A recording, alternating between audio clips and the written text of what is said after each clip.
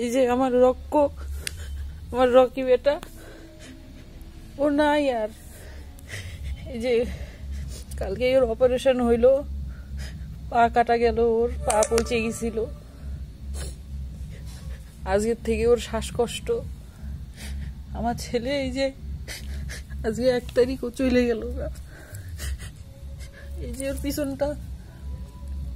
পিছনটাও পচা পচা হয়ে গেছিল,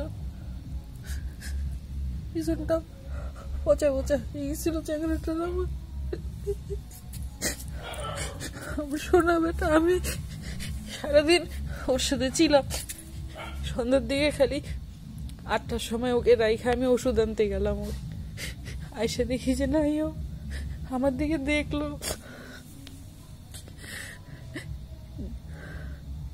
যে ওকে মাইরে এরকম ওর কোমর ভেঙে দিল, ওকে পঙ্গু করলো।